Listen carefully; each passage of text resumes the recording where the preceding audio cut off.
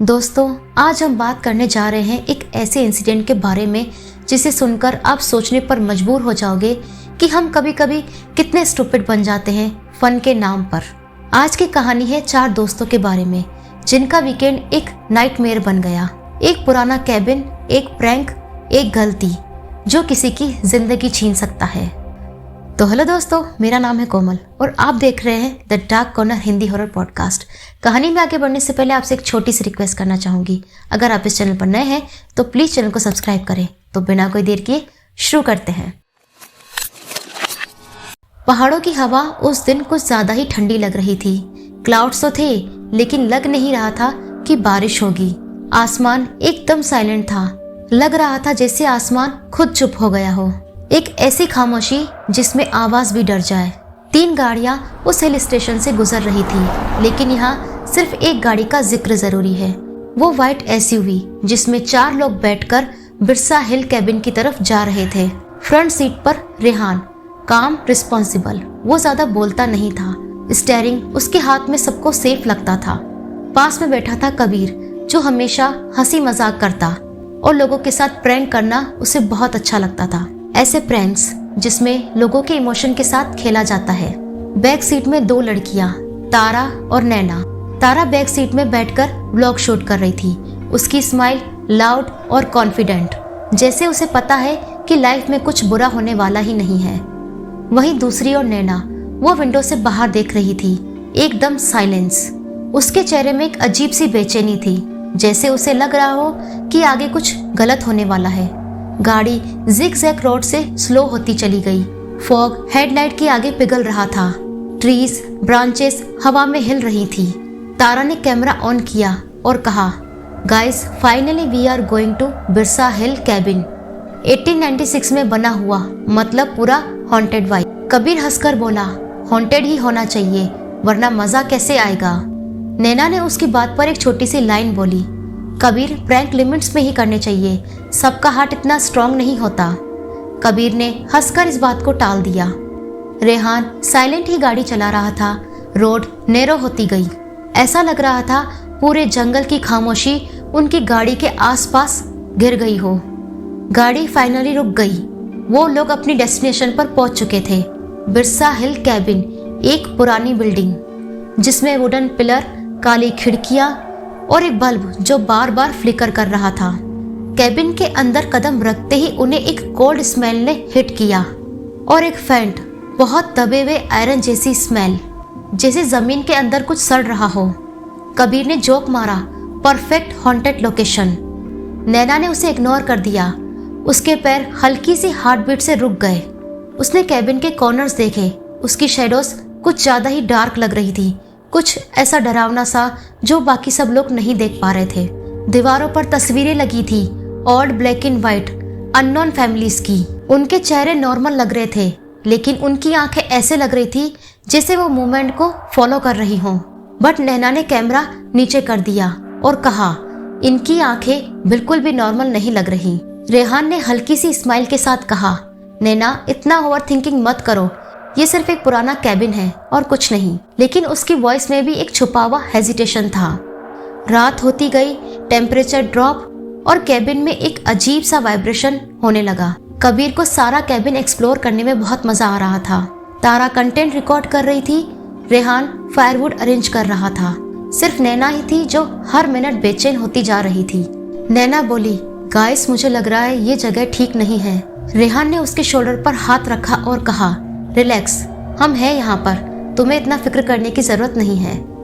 नैना के एक्सप्रेशन में एक छोटा सा कंफर्ट आया। फिर कैबिन के रूफ से एक अजीब सी आहट आई।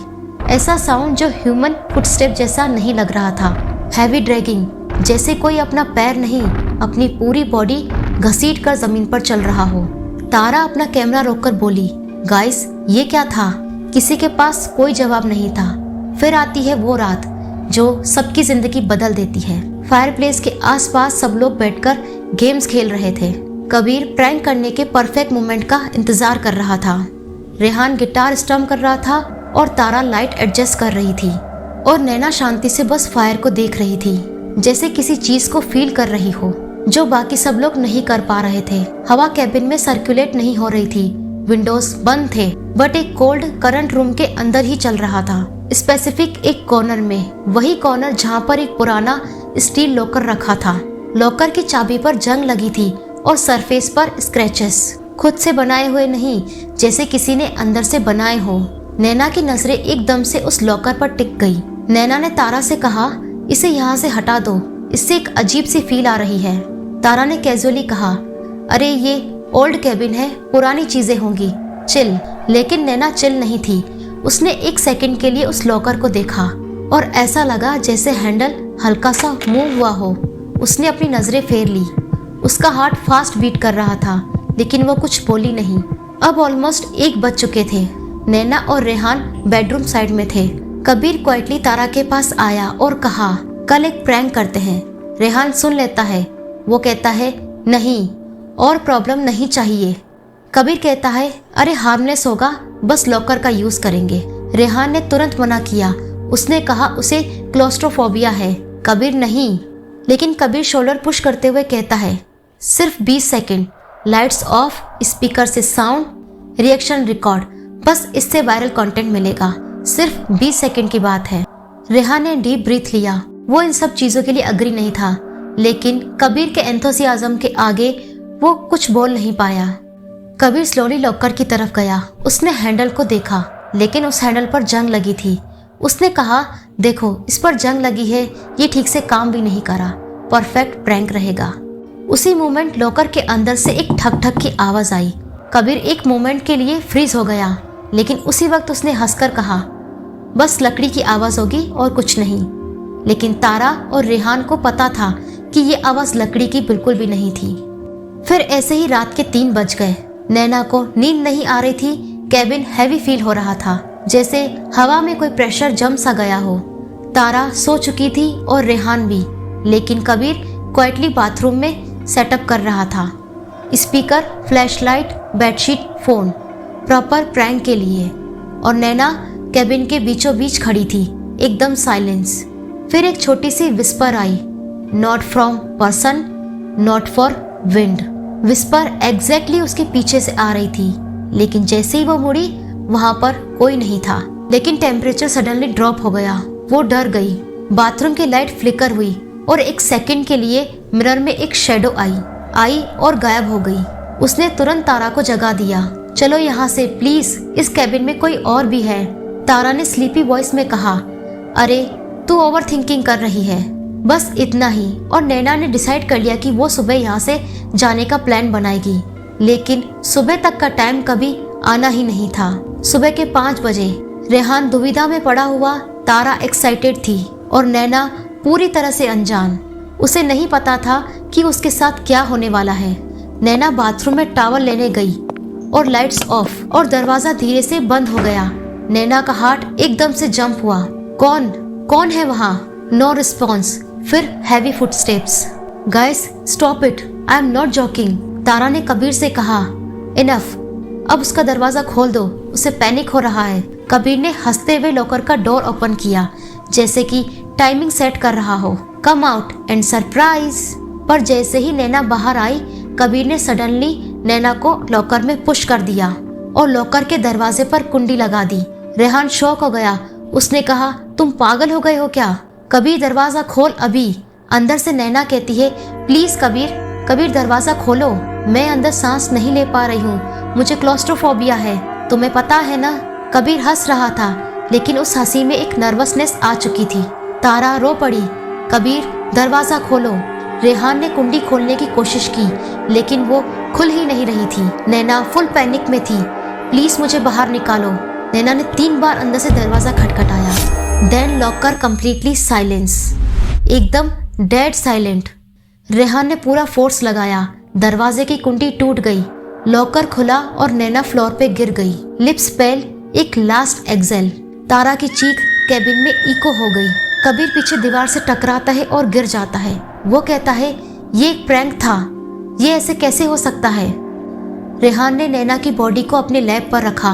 उसकी बॉडी वार्म नहीं थी। सुबह तक केबिन एक डेड जोन लग रहा था। कबीर शॉक में था। तारा बहुत ज्यादा रो रही थी। रेहान बस एक ब्लैंक नजरों से उसे देख रहा था और नैना की बॉडी कोल्ड वुडन फ्लोर पर पड़ी हुई। ये वो रात थी जिसने उनके लिए जिंदगी और मौत का फर्क मिटा दिया। कैबिन के अंदर अब हवा नॉर्मल नहीं रही थी। नैना के जाने के बाद जैसे कैबिन ने उनके बाहर जाने का राइट खुद से ले लिया हो। रेहान कॉर्नर में बैठा था, उसके हाथ नैना के कोल्ड विस्ट पर थे, पर वो फैथ, होप जो उसके चेहरे पर दिख रहा था वो एक इल्यूजन था।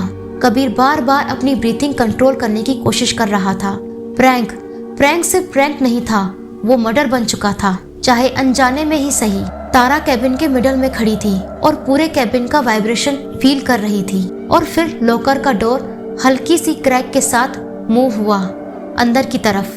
किसी ने टच नहीं किया था। रेहान ने तुरंत आवाज लगाई, स्टॉप इट, वो जा चुकी है, वहाँ उस तरफ कोई नहीं जाएगा। पर कबीर जैसे दुविधा में था। उसे ऐसे लग रहा था जैसे लॉकर के अंदर से कोई उसे देख रहा हो, जिसे वो जानता है। कबीर ने बिल्कुल स्लो स्टेप उस लॉकर की तरफ बढ़ाए। तारा ने हार कर चीखा, कबीर स्टॉप इट, वो जा चुकी है। कबीर रुक गया, लेकिन उसके पीछे से एक हल्की सी विस्पर सुनाई दी, कबीर। और वो आवाज 100% नैना की थी। कैबिन में लाइट्स डिम होती गई, कैबिन के अंदर का टेम्परेचर और लो होता गया और नैना का शैडो, वो शैडो जो लॉकर की तरफ फॉल हो रहा था, अब धीरे धीरे मूवमेंट में आने लग गया, जैसे कोई इनविजिबल बॉडी अंदर से क्रीव करके बाहर आना चाहती हो। तारा ने रेहान की तरफ देखा और रेहान ने तारा की। दोनों ने एक दूसरे को देखा। दोनों के चेहरे पर एक अजीब सा डर था। कबीर ने फिर से विस्पर सुना।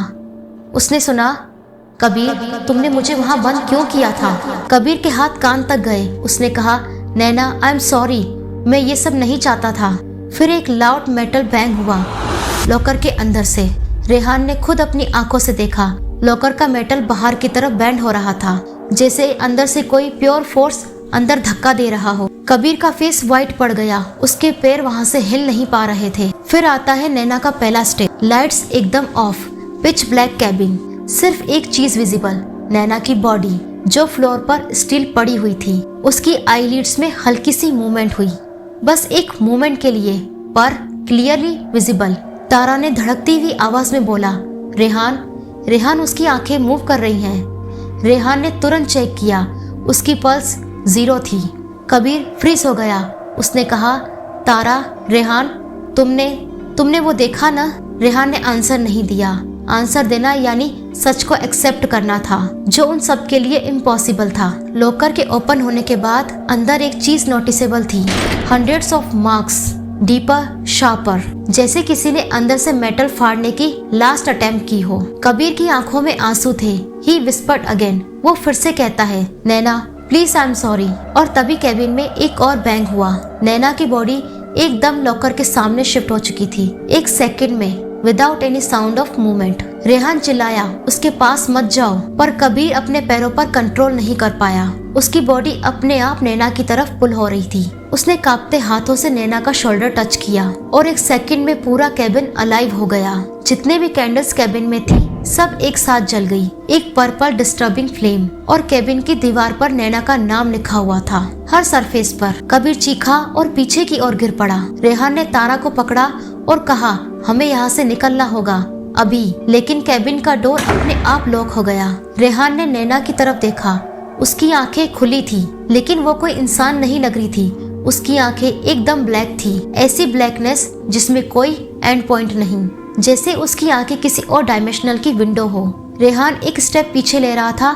उसी वक्त नैना की बॉडी एकदम से उठ गई।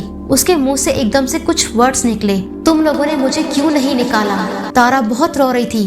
उसने कहा, हमने बहुत कोशिश की तुम्हें निकालने की। नैना कहती है, झूठ। नैना की बॉडी एयर में स्लो फ्लोट करने लगी। लॉकर हिलने लगा और कैबिन के रूफ से पानी टपक रहा था।